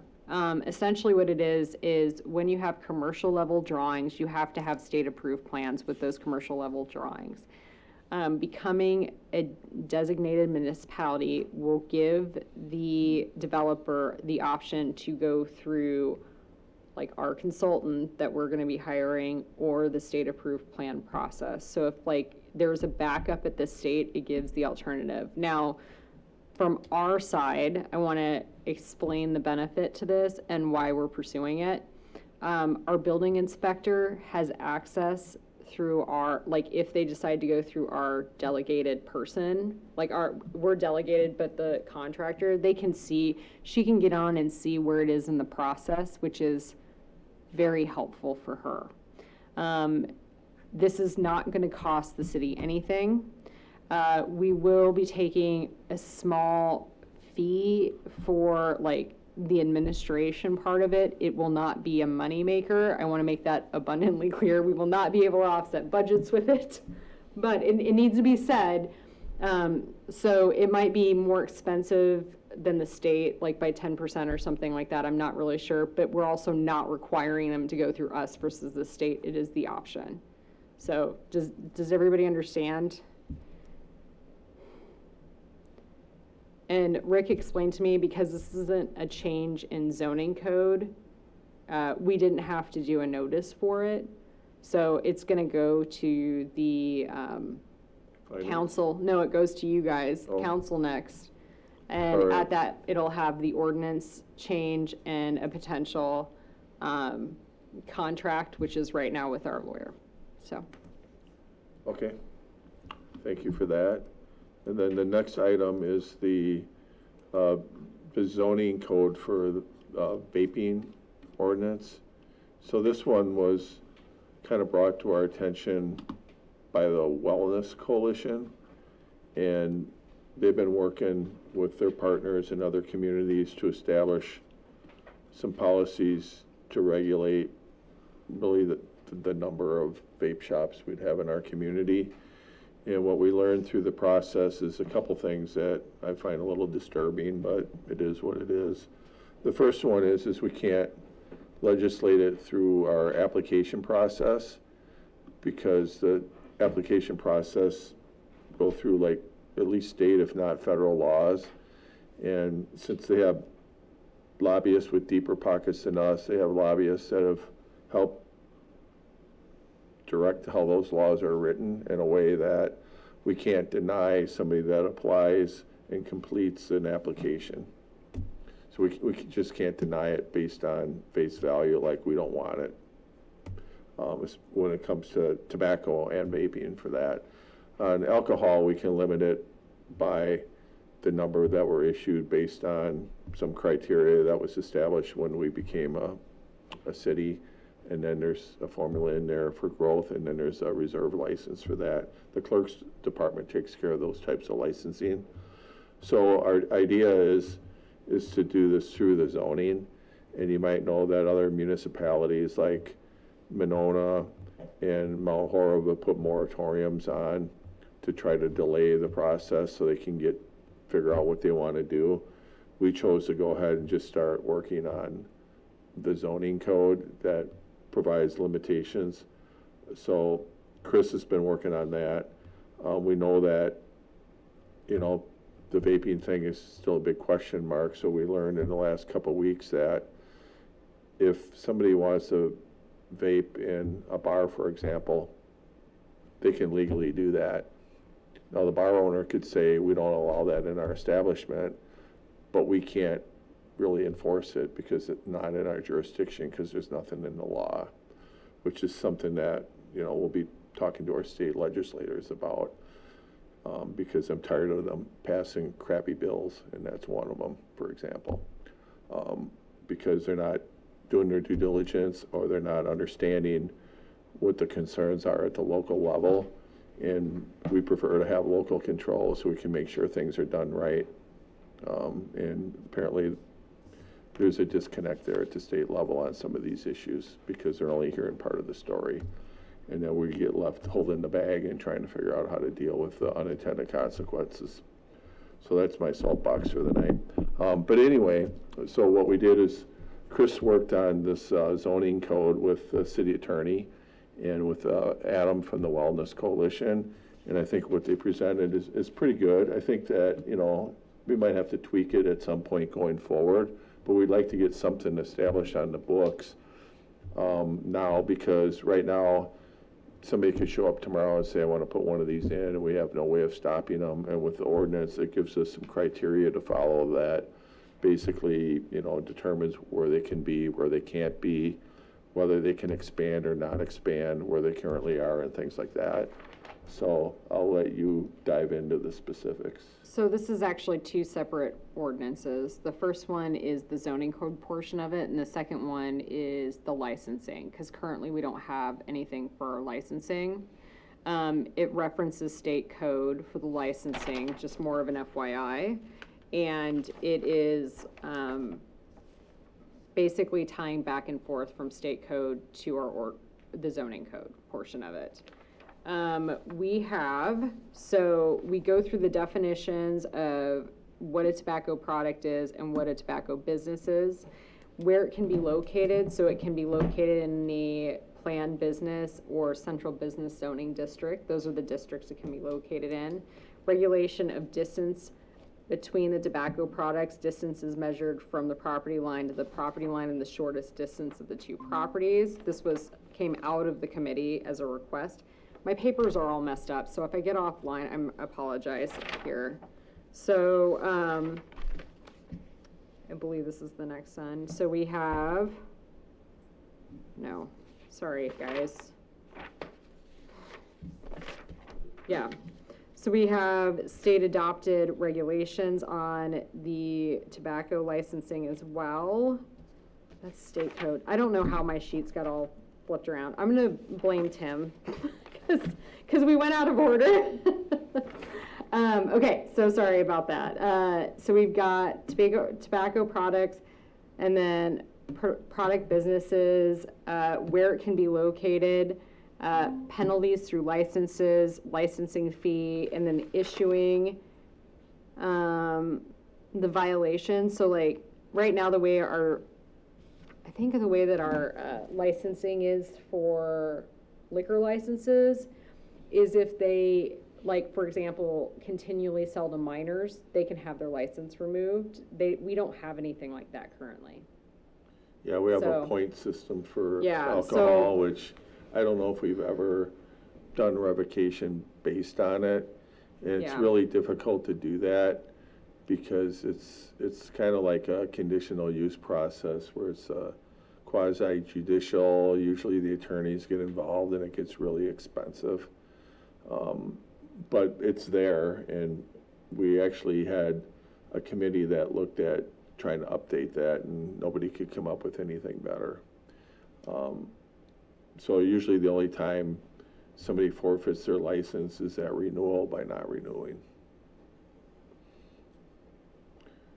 So we have distance to between and where it can be located. I think, and Tim, really, is anybody else on the coalition or with public safety here?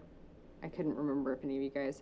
So my understanding is this stems from some of the businesses that are essentially setting up shop right across the street from schools.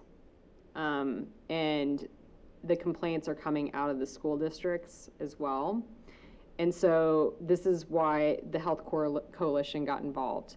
So we want these located in zoning districts that it meets those minimum codes, and we want to regulate them away from areas that children are at, essentially. And then with that said, these are areas that are really strictly tobacco product businesses. So in other words, Quick Trip still can have their tobacco licenses under a certain percentage of their floor. What I was explaining earlier to some of the people that were asking, this ordinance came out of an example, I believe, in Sturgeon Bay, which was actually sent to me by our attorney. So that's the one that's like making its way through the state of Wisconsin. So, and then in addition to that, so we've got the zoning code, but then in addition to that, we've got the tobacco business license. Because again, at this point, we don't have anything, and there's no penalty if people are essentially selling to people that shouldn't be. And it gives a little bit more, I don't want to say teeth, because that's not the right word, but like, okay, this is the direction we go if we're having problems. So. Yeah, and what adds to the confusion is there's a question about whether the state law for the age requirements for purchasing is different from the federal, 18 and 21. So it's like, well, which one do we enforce? And that's where I vent about state government is, the least they could do is make it consistent with federal law or vice versa to make it easier for us to be able to enforce. And this is an area where they haven't done that. So our attempt is to put together the ordinance that at least allows us to manage what we have. And then if somebody wants to do something going forward, we would at least locate it in a place that might be more appropriate than others.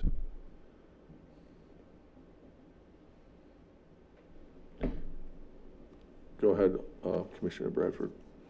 So, as far as enforcement goes, if you're gonna license these tobacco places, what's gonna be the penalty if we find that they are selling to minors? I mean, are we gonna do this point system that really doesn't work? Even on alcohol, is there a possibility of doing actual fines? Well, I mean, think. What is there? This is slightly out of my element because this would all go through Candy, right? But with that said, there is, and it's extensive because I was reading over it when I was doing this with the licensing. So basically, if they continue, like let's say they have multiple violations, they lose their license, at least on the alcohol level area. And it goes through public safety, doesn't it? So it's jinx. That's like, Yeah. if they have repeated violations there. Yeah, it's a difficult process, and on the vaping, I mean, we had one shop, for example, there was a law changed, and they were all ready to open a new shop, and they literally couldn't open because there was no application for them developed yet by the state in order to be able to operate legally. So they had to wait a week or two before they could even open up their shop. So that's kind of what happens to us at the state level, and I think they were fairly kind to us because they understood that we were trying to help them, but there was nothing to help them with because it hadn't been fully developed yet. So I think our emphasis isn't necessarily on enforcement, not that we would ignore it, but it's really just managing how many we have and where they're at and trying to limit exposure, especially for minors, and, you know, not to glorify it any more than it already is, because, you know, they're making flavors that smell nice, so it smells like it would be like something good, and we all know it's not good for you. So, you know, by putting in the zoning code, it's really gonna limit where they could be built. You know, I think not next to residential districts is the It's like big so one. many feet away from residential, so many feet away from schools, and then so many feet away from parks. And then the other thing too, and this is me that probably put this in here when we were talking about it earlier, is I want them so many feet away from each other. And so, for example, and that was like something that came out of, because I don't remember the whole discussion, and you were there for more of it than me, but it was like originally they were like, well, can we have them required to be like, I'm going to make up a number, like 10,000 feet away from each other? And I was like, I don't know that we can do that, but they're like, we should have them so far away from each other. And then if one of them goes out of business, like, so there's a couple, there's a spot in town that if one of them leaves, another one can come in to that space, right? Or that around that space, it wouldn't be restricted in that area, but, you know, like that's over by the Walmart area, but we don't want to, like, you know, We have only others that that. if they were to want to relocate, that we wouldn't be able to backfill in their existing location, because now they would be out of compliance with the new zoning code. yeah, some of them are that's going to a be way to existing lim- non-conforming as it sits because of where they're located, but there are spaces that there could be relocation, especially like one of them, if they, I don't want to say like quit, but if they sell their business or leave, another one could pop up really close to that location, but we don't want 5 in the same strip mall. I, like, not to get on a tangent, but I was just in Denver, and then you pull into a strip mall and it's like all the same product in that strip mall. And if something happens to that market, I've seen what happens, you know, in some of these areas when I was not necessarily here, and you just see them go dilapidated, and it's not great. So I do really feel strongly about having variety around developments.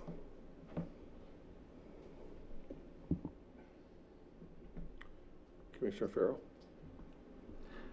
Yeah, I don't support this as it's written at all hardly. There's only maybe one thing that I would agree with, and that is keeping it away from schools and daycare.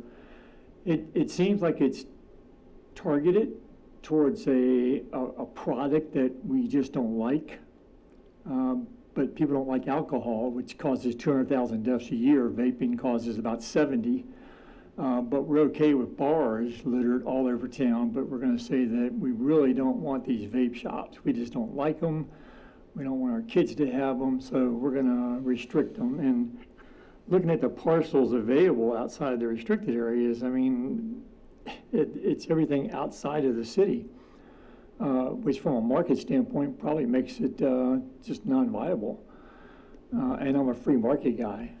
So I don't support anything but maybe putting a distance to schools and daycare. I think the rest of it is an overreach and excessive. And any regulation addressing smoke shops, if you will, I think, in my opinion, should be equitable with those that regulate a bar.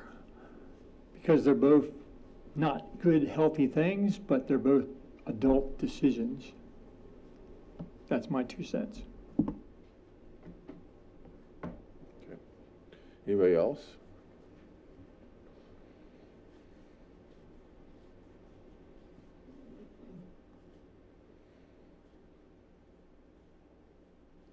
For the record, I wouldn't mind putting something in for bars as well. Like, we don't want, no, I mean, like, Madison does this too on State Street. They're requiring that there only be like, there be a mix of residential or mix of commercial and they don't want just strips of places to eat with nothing else to do. Like, it is really important that we have this, so. One ordinance at a time.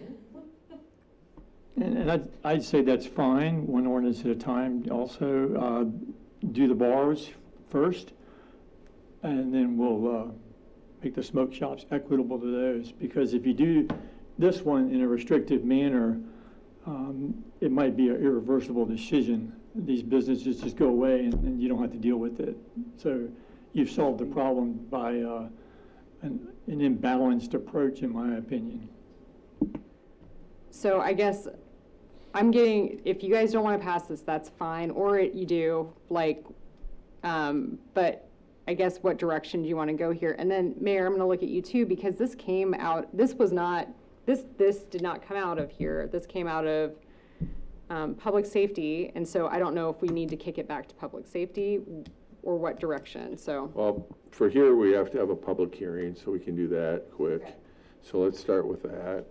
Public hearing, nobody here, so, I don't know what that means, but, so for our regular business, we were looking for a recommendation. Public safety unanimously approved it, and I think the issue with this one is it's not regulated as well as taverns and alcohol, even though I think there's great room for improvement there as well.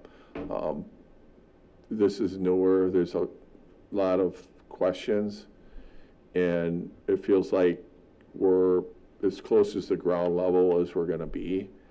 And the people that are advocating for this, and when I went to the high school, they kind of verified it. This business, and I'm not going to pick on any of our local establishments, but the business in general of vaping is targeting our children. And if you don't believe me, just go up and talk to a high school student and they'll tell you what's going on in the bathrooms, for example. And it's very difficult to regulate and enforce. Bars are a little easier. You got an ID or not?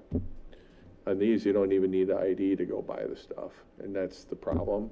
So I don't feel bad for I'm a free market guy too, but I don't feel bad for the free market when they allow this kind of stuff to go on, and the state and federal government allows it as well. Then I think we have a responsibility to our local constituents and our kids and grandkids to do something about it, because they obviously are not. So if they're not going to do something about it, I think we should. That's my personal opinion.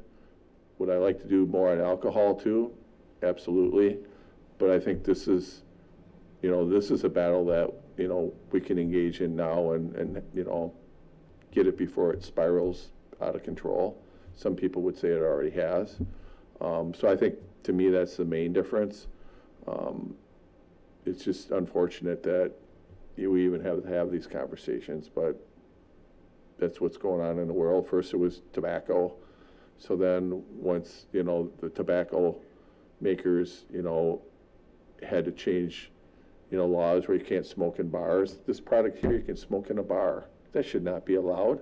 So if the state and the federal government's not going to do anything about it, we can do what we can to make life difficult for those businesses. And I think we ought to take advantage of that. That's just my personal opinion. And I respectfully, hear what you're saying too, because I am a free market guy too. But this is really a product that can cause lifelong complications for kids pretty easily without them even realize what hit them. Much like alcohol, but this one can happen even quicker. So. And to echo what the mayor was saying, this stems from that health coalition going in and meeting with high school students, and they were like, what's your biggest problem? And this was it. And I don't know how Adam, I think that was his name, initially reacted to it, but then he started doing research and he was like, holy smokes, we have one of the highest in southern Wisconsin vape shops per capita. Which I did not even have on my radar, to be honest. But that's telling. I don't, so that is something to consider. But with that said, you know, at the end of the day, like this was requested by the Health Coalition and it went to public safety. It is not regulated. And to be honest, it sent us down a rabbit hole because I didn't even, oh, sorry, Tom, go ahead. I was done. I was going on a Yeah, and I would just add that regardless of whether or not, regardless of what you do here, it'll go to council because we already have a recommendation from public safety. But it would be nice to have a recommendation from the planning commission because it's a zoning item, but it's not required. So you can do whatever you want. Go ahead. I was just I mirror your sentiments, but also I want to just say that it's a beautiful thing that this is one of the few opportunities we actually have where we can control what this community deems is necessary for its health and its quality of life. I have no problem regulating this industry, just like every other industry is regulated. You know, we use zoning as a tool. This is a tool. And you may not like it, but so be it. I would be more than happy to vote for this to move forward. Thank you. Anybody else? Okay. I guess I have one question. Sure. I have a granddaughter at the high school. I know this is an issue. Yeah. She's brought it up to me. So I know it's an issue. She's also an asthma kid. And so she was concerned because there were so many people vaping in the bathroom that the air in the bathroom was triggering things. So it's a real issue for kids that aren't even going to actually vape, just like it was with cigarette smoke, that the secondhand problems. But I'm also free market. So my question is, what did the lawyers, because I assume you've talked to our lawyers. A lot. Okay. So where are we putting ourselves? I mean, I understand bars have some regulations, the marijuana shops, the pharmacies, whatever you call them, have regulations. But I mean, where do we put ourselves as a community liability-wise? Because, I mean, we are basically saying in a free market where we don't say there are too many knitting stores or there are too many candy stores or whatever. I get that I'm not making light of the health issue. Sure. I'm just saying when it comes down to basic law, if you're a free community, is the city ready if we get sued by these people? Is the city going to stand up or is the city going to back down? So it is, this is where I was like, don't go down this weird tangent. And it's not necessarily, it is related to this topic, but it's not. But one of the things that we discovered while we were looking through this is that, and I almost like hesitate to say this online during a meeting, but that right now, because of the way, so like if you go, you can buy, like if you go to Quick Trip even, you can buy CBD stuff, right? There is no age regulation on that. No. Those are self-imposed by Quick Trip. If you walk in, it's like 21 and older in those areas. But like nobody's stepped up to do anything with it. And I think everybody's waiting for somebody else to do it, to be honest with you. With that said, this is the one thing that somebody stepped up to do. And we've seen the same ordinance, stricter, passed and enforced in other communities that did it first. Because that was my first question. I was like, if we're doing this, why aren't we looking at CBD and some of these other things? And why aren't we requiring them? And then if we don't, why aren't we looking to why aren't we getting a group together in Dane County and passing something county-wide so it's addressed? Because quite frankly, as a mom, I don't want my son going in and buying something that he thinks looks cool and it turns out I could see him doing it, because kids do stuff like that. So I feel confident from this standpoint, after sitting in that room and discussing what we can and can't do, and even kind of pushing the envelope, going like, why can't we require you to be 18 or 21 to purchase a bubblegum flavored, CBD drink, right?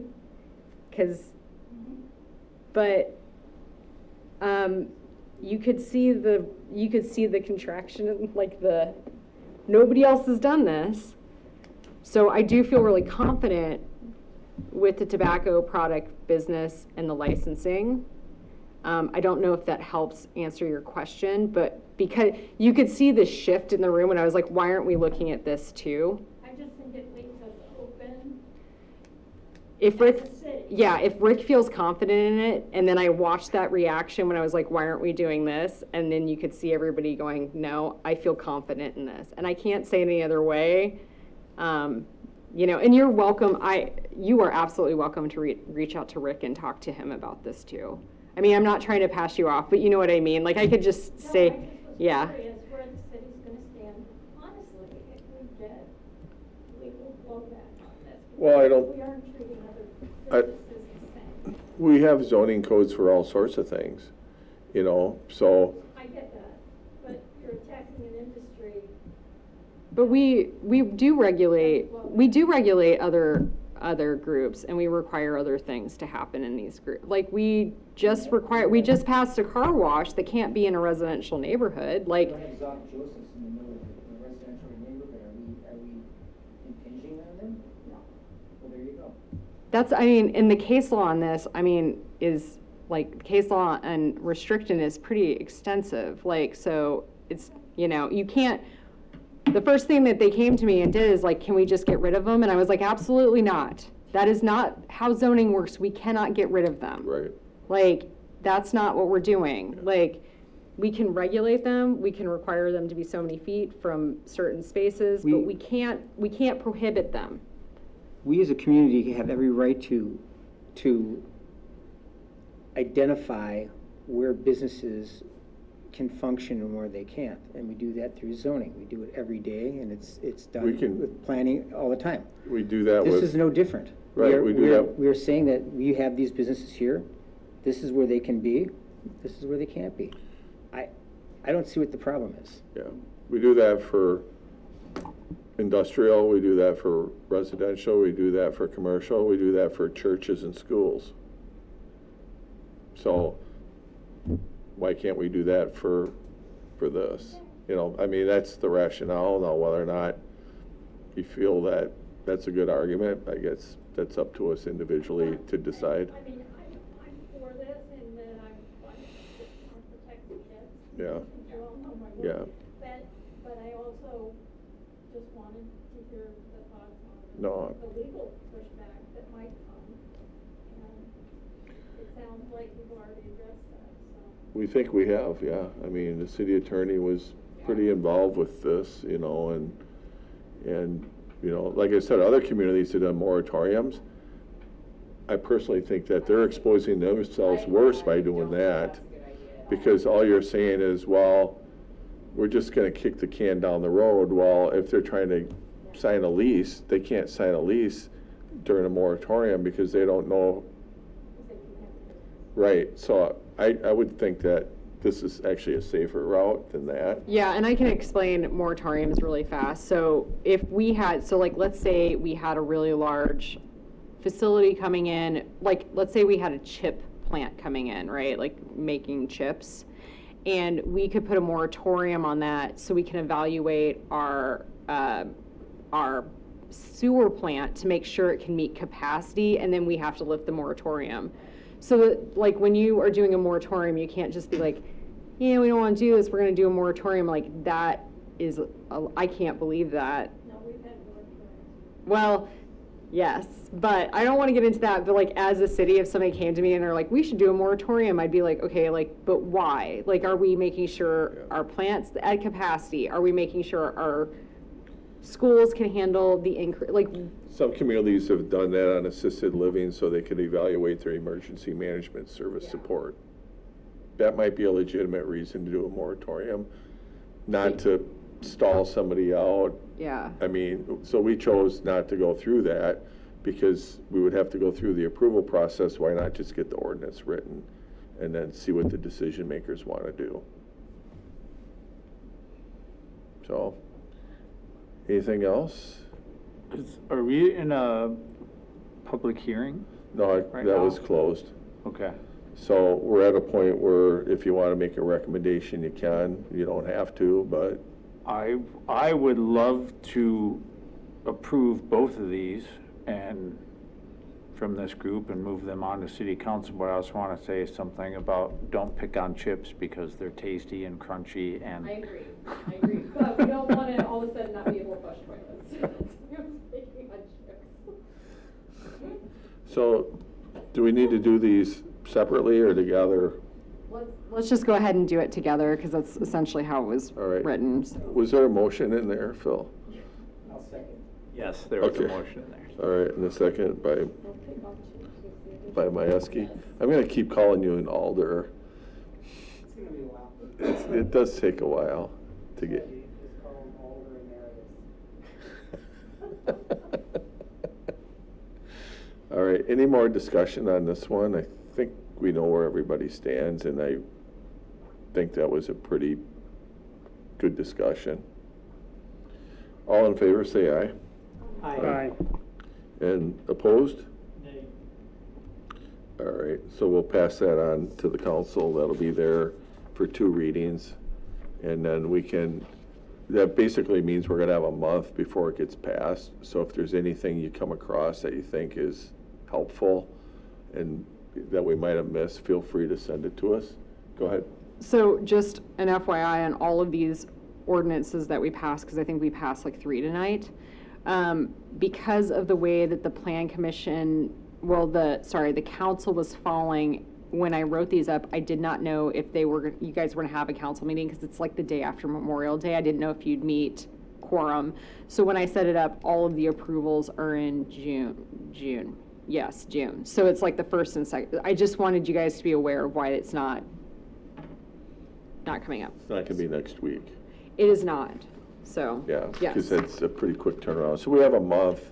If something comes up that either makes you feel more passionate about your position or less passionate, feel free to pass that on, so we can let the council members deliberate on that. We have some future agenda items. Yeah, so we have a lot of future agenda items. So the first one is we have 401 South Fifth Street, which you guys had seen as like a, hey, what direction do I want to go? That's the church one that'll be coming back for a planned development.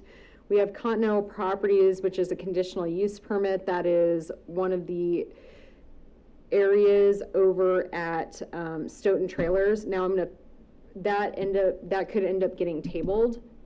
Just so you guys are aware, Stoughton Trailers has not filed that plat yet, and there's some things going on there, so like it's weird. And then we've got the riverfront development, the RDA request to rezone to a planned development, which we'll see. Yeah, and I just want to add, Chris was nice enough to work on the sidewalk cafe ordinance with Oh, yeah. the city clerk. That's not coming here, is it? No, I don't think it needs to, but, so, do you guys care? I can tell you, I can explain it, but essentially, if an area is roped off and it has a server, the way that it reads right now is everything has to be roped off with a server, and it doesn't matter if it's like alcohol or there's not a server. And so, for example, I think Wildwood across the street, they don't have theirs roped off. It's outdoor seating. I've never seen them run somebody off that's not eating there, but that's not technically permitted under our ordinance, and so that seems kind of silly. And So, we had another request from a location, and they just want to serve food out there, not alcohol. And I think the way you wrote it, if they have alcohol, it needs to be, if they have alcohol or service, it has to be signed that way, and then it has to be roped off. Like, you can't just go wandering down and up and down the street if you have an alcohol beverage in your hand, so it needs to be delineated and stuff. But if somebody owns a shop downtown and they want to put out seating, it doesn't even matter. They should be able to do it, right? yeah, they still have to get a permit and pay the fee. Right. But right now, they'd have to have it roped off, which means there's an expense and a hassle of bringing it in and out every night. They still have to bring it in and out every night. They do? Yeah, I mean, Wildwood does it. Not if it doesn't have to be roped off, they won't. If doesn't have to be roped off, they need to bring it in and out. If it's roped off, they do. But it doesn't seem to be an issue. Listen, if somebody doesn't bring their stuff in, the risk they have, at least when I was in Whitewater, was that furniture walking off, right? So like, it's in their best interest to bring it in and out. But with that said, I don't know how we would enforce that. The biggest problem biggest thing is we want to make sure there's ADA area to get through, right? So that'll be going to council from public safety, just so you guys know. So it's in the code, but it's not really in the zoning code, or? it's not. Yeah, But there is one instance on Main Street that is a business that has service and serves alcohol and is not roped off. so, Are you talking about, we talked about it offline. Sure. yeah, Thank you. yeah, we can do that. Okay, any future agenda items from you guys? Okay, I would entertain a motion to adjourn. I'll move to adjourn. Is there a second? Second. All in favor? Aye. Any opposed? We are adjourned. Thank you.